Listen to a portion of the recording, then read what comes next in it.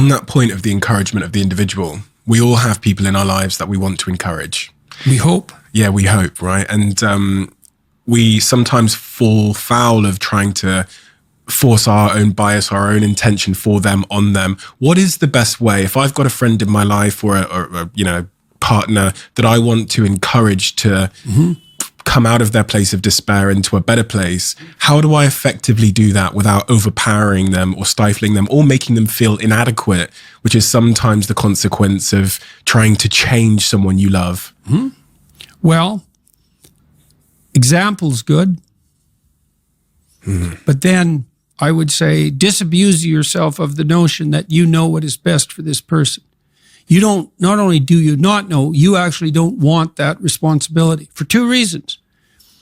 Let's say they do what you say and something good happens to them. Well, whose victory is that?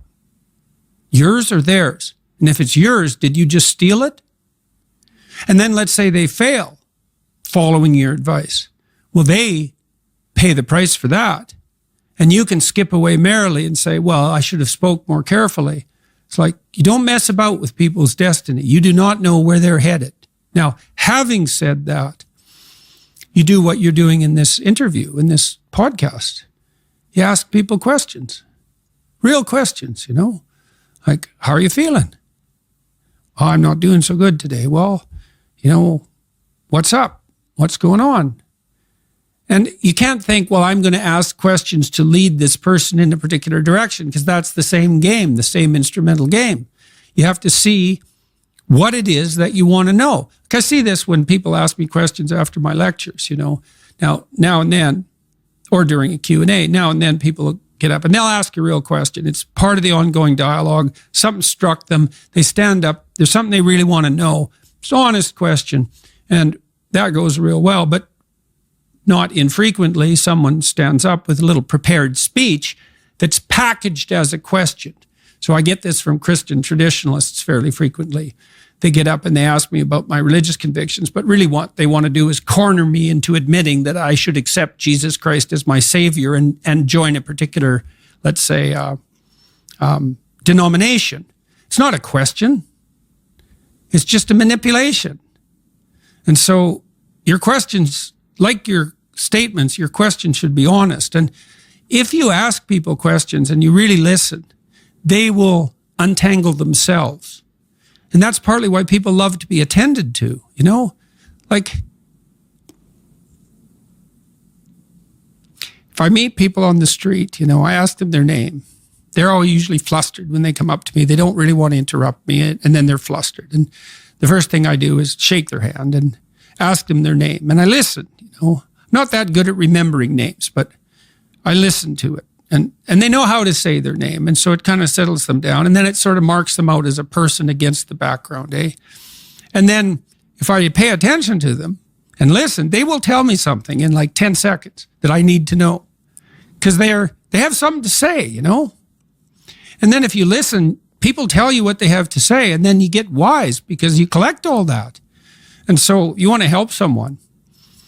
Well, first of all, you would decide that you're aiming towards help, right?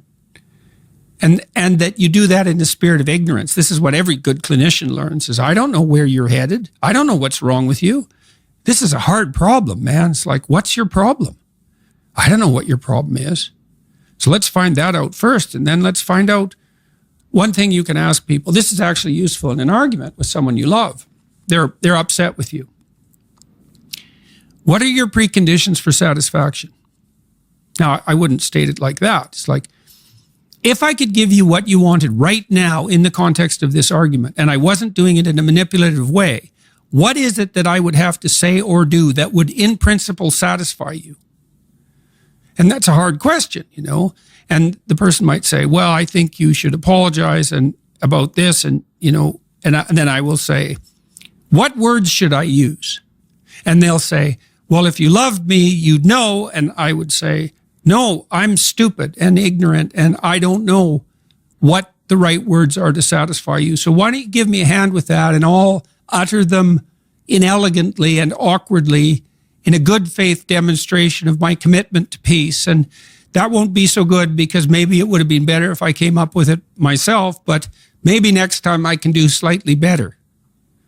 And that works. It requires the person who's after you to think through the question even of whether there's anything that could be said or done that would satisfy them. And if the answer to that is no, well, probably the relationship is over. But certainly the person that they're accusing has been put in an absolutely impossible position. But usually, almost inevitably, if the person meditates on it for a bit, there is something that would satisfy them that can be negotiated, as long as they're willing to give you the opportunity to do it, stupidly and badly. So, listening, man. Jimmy Carr, I talked to Jimmy Carr 2 weeks ago, the famous comedian. Yeah, it was real interesting. He said comedy is the most dialogical of the entertainment forms. And I thought, well, what do you mean by that? Because you're just, it's a monologue, right? Now, I do monologues, but I pay attention to the audience, right? I'm always talking to individual people in the audience and watching their reactions and listening to the audience as a whole. So even though it's a lecture, let's say, or a talk, I'm watching the audience and responding. So we're in a kind of dance. Well, Carr pointed out that comedians, before they hit the road, and this is virtually invariably the case, they have their new routines. So their corpus of potentially funny jokes. And then they do 200 shows in front of small audiences. And the audience either laughs or doesn't. And if you're listening, you collect all the jokes that people laugh at. If you do that 200 times, you have nothing but hilarious material. But you listened.